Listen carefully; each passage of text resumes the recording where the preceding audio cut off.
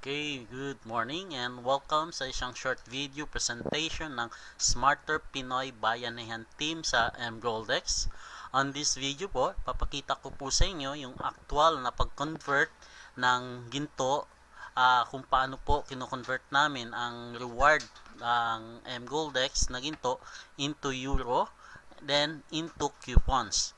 So, nakalagin na po tayo sa isang client ng mGoldex na team member natin and punta po tayo sa kanyang My Finances. Dito po natin makikita ang mga ginto na reward ng mGoldex. So, after nyo po mag-cycle or mag-exit sa table, kung first exit nyo po sa table, may 14 days waiting.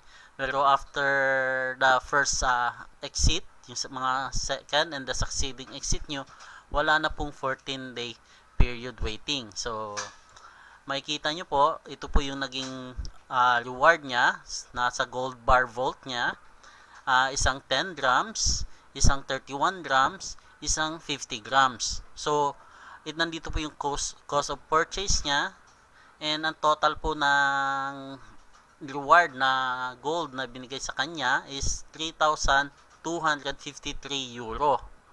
Then, ang current buying price niya po is nandito. So, pwede po natin siyang i-register for sale kung ibebenta natin pabalik sa company, or we can request a delivery. So, dito po sa request delivery, dito po nyo po deliver yung inyong gold papunta sa inyo. And ang gagawin naman po natin is i-register natin po siya for sale na maging euro, na magkaroon tayo ng fund sa ating e-wallet. Ibebenta po natin pabalik sa kanila ang gold na naging reward ng ating team member, and ito po yung magiging kabayaran, 3,058 na ang reward nila is 3,253. So may difference po, mas maliit ng konti ang kanilang pagbili. Okay, now let's register it for sale. Yan, okay. So makita nyo, negative, ibig sabihin kukunin na nila sa ating cart, then we can sell the items. Okay. So instantly po nabibenta na yan. So makikita nyo po sa ating finances, ayan na po, may laman na po yung euro account. Okay, may nandyan na po yung 3,058. Now, once na convert na po natin in euro, we have 3 options. Pwede pong i-withdraw sa OKPay, i-withdraw through your bank directly, kahit anong bangko po dito sa Pilipinas or nasaan man po kayo, ilalagay nyo lang po yung bank account details nyo. Nandyan yung Swift code, pipilapan nyo yan, kukunin nyo sa bangko nyo yung bank Swift data, and isubmit nyo, then withdraw nyo. So within 7 days po, papasok yan sa inyong bank account. Or you can withdraw it to your card. May sarili pong pay card ang mGoldex, which is Mastercard. Pwede po tayo mag-request nito, ipapadala nila po ito sa atin, then pwede naman po dating dito naman ipapasok yung ating income or pinagbentahan ng ginto para makuha naman natin, ma-withdraw sa any ATM worldwide. Okay? Now, ang gagawin po natin ngayon is i-order natin ng coupon. Itong coupon po na ito ay ginagamit sa ng mga bagong client. Ito yung pinambabayad sa system ng mga new client. So, itong coupon na po na ito ay siya namang babayaran sa member ng ating team para gamitin ng new client. So, 540 ang isa. Ang available na sa e-wallet natin is 3,000. So, mga 5 coupons po ang mabibili. Then, let's purchase. Okay, yan. So, ang babayaran is 2,700 euro. Ang euro payment natin or euro account natin na laman ng ating e-wallet is 3,058. So, let's pay it. So, payment successfully done. So, makikita nyo po dito yung coupon na in-order natin. Let's show.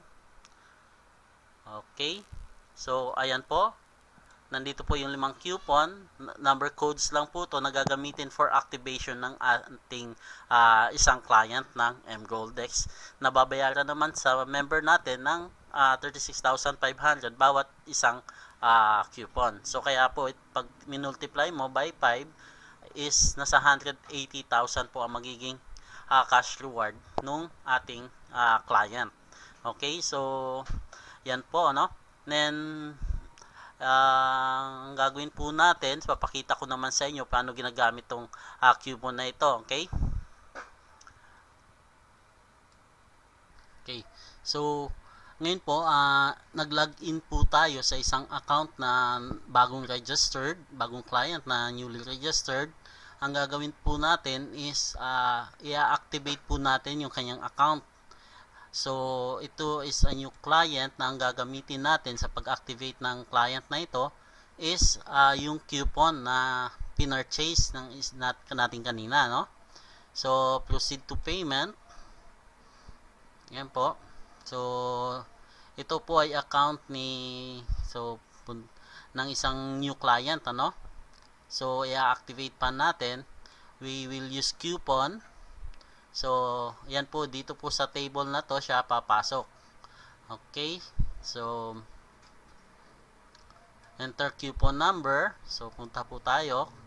Ito po yung coupon number, copy natin, then paste po natin, then kunin ulit natin coupon order number, this one.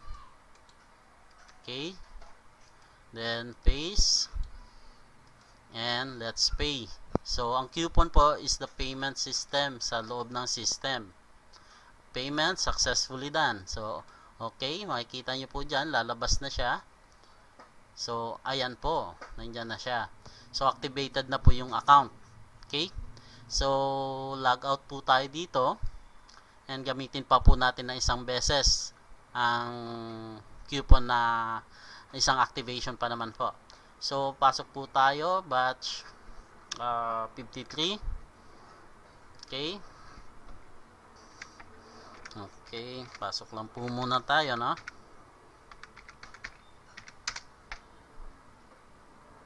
Oh, sorry. Post ko lang po, ano, saglit, at ilalagin ko pa lang po sa bagong account. Okay, nakalagin na po tayo. So ito is a newly registered account po. So punta po sa table of order. Makikita nyo po dyan, wala pa po siyang table of order. So tiyatanong ng system kung tama po ba ang inyong sponsor. So okay, tama siya. So let's confirm. Yes. So it's just making sure lang po na tama yung sponsor.